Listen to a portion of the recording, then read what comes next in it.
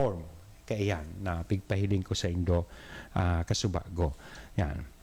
Kung gurano kahaloy dapat itago hining kopya kang payslip, sabi sa law 3 taon mula sa araw na ito ay naibigay.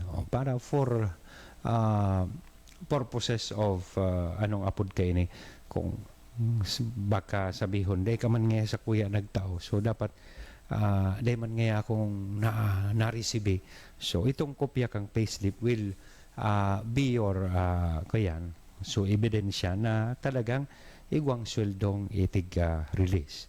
And no arin ba mapuon na entitled na siya, sinabi ko naman po ini the last Saturday na entitled na siya kaining inaapod kang benepisyo kang service incentive leave na 5 days.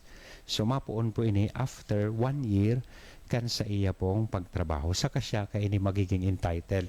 Dahil pwede na 6 months pa sana sa imo o naghahagad ng 5 days leave na mapaburakay ngayon ako. Wow, social.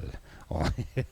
So kay Puan, naka 1 year na po siya. And with pay po itong service incentive leave. And kung dahin niya po iyan nagamit within a year, sa sarong taon, yan na 5 days na leave, so dahin na po iyan convertible into cash. Dahin mo na pwedeng i-in-cash.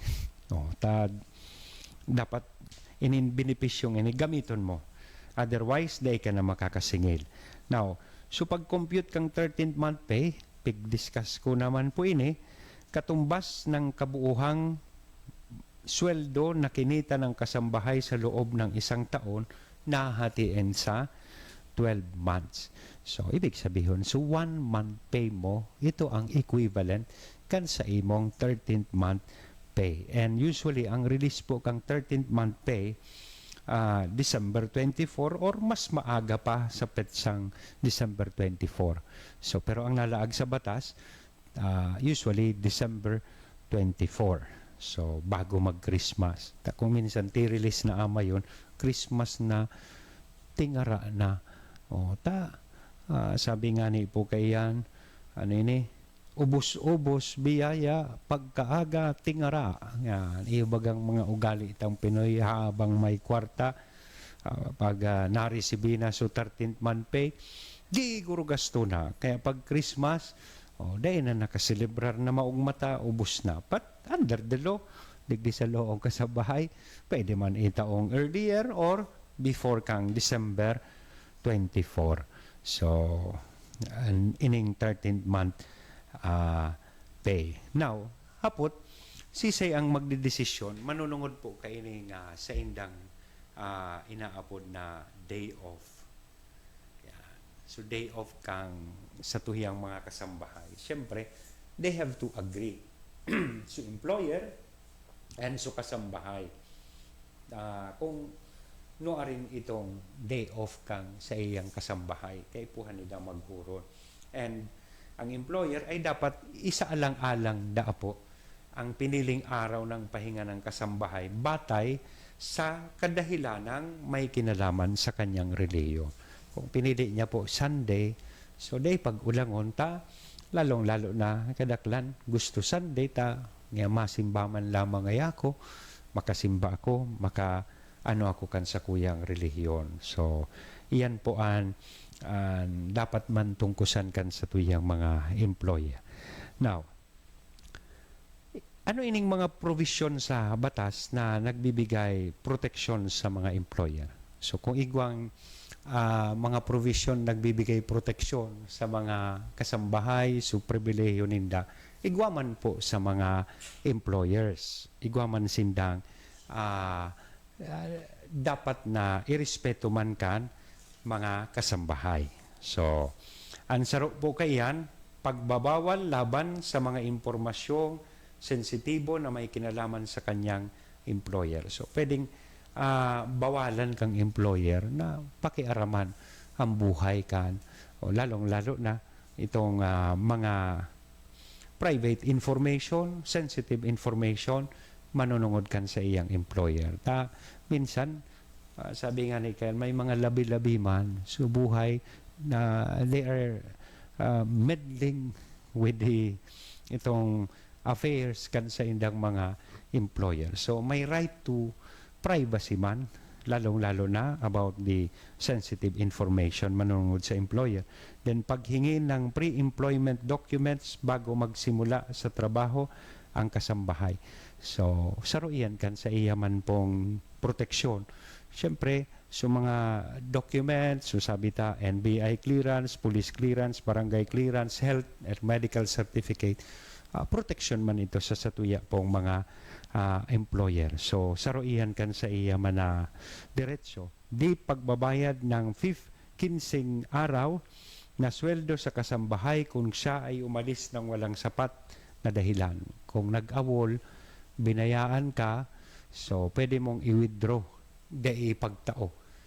Day mo pagbayadan itong 15 days na dapat ma-receive niya na sweldo. Pagtanggal ng kasambahay sa trabaho base sa mga makatwirang dahilan.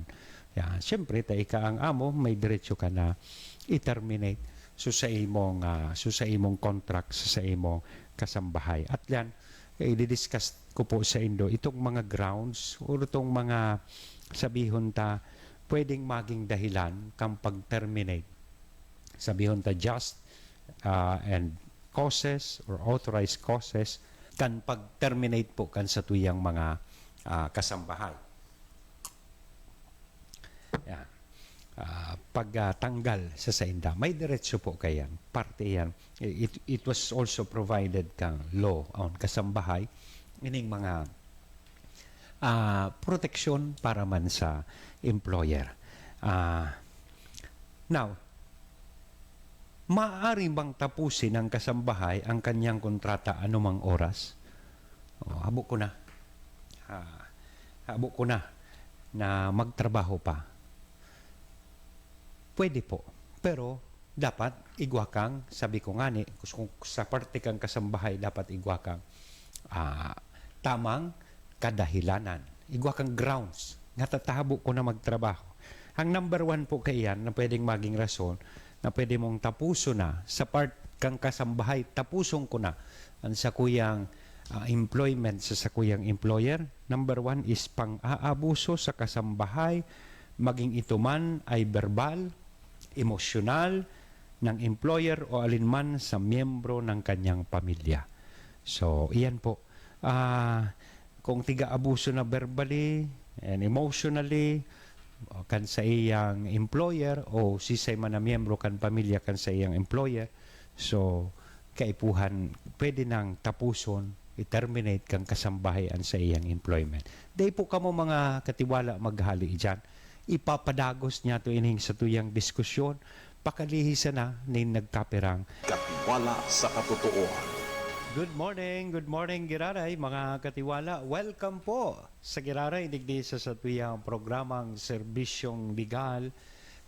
Kaibahan po nindo ako si Father Attorney Neil Jose C. Aranas, Suro Sabado, digdi sa tuyang programang Serbisyong Legal. Bago po kita na maaram kasubago para sa nagkaperang pagirumdom, pinagdidiskutir ko itong mga sabihon ta grounds sa parte po kang kasambahay na pwede niyang i-terminate sa iyang contract of employment sa iya pong employer. Ang mga grounds po inaini, iyo ining mga minasunod.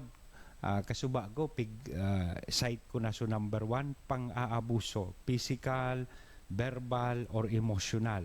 Hali sa iyang employer, hasinhali sa mga miyembro kan pamilya na sa iyang pinagdilingkudan. Pangdua, di makataong pagtrato sa kasambahay tulad ng pisikal na pag-aabuso ng employer o alinman sa miyembro ng pamilya. So kasabay na so pisikal.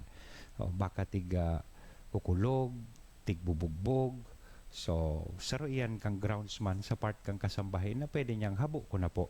So mahali na ako. Paggawa ng krimen o kasalanan laban sa kasambahay ng employer o alinman sa miyembro ng kanyang pamilya.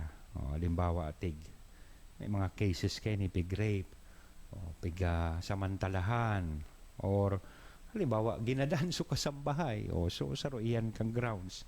Then pagsuway ng employer sa mga kondisyong nakasaad sa employment contract at mga pamantayan na nakasaad sa batas.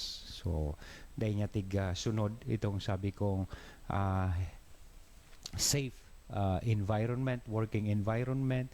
Dahil sunod su provision about compensation, so decent compensation, so pagsunod kang minimum wage, day tao su attention medical na dapat ko ta itauman sa inta, lalong-lalo na kung naghihelang. So day ito sinunod kang sa iyang employer, so grounds ito saro kan mga grounds tanganing i-terminate kang kasambahayan sa iyang employment. Anumang sakit na nakakapinsala sa kalusugan ng kasambahay ng employer o alinman sa miyembro ng kanyang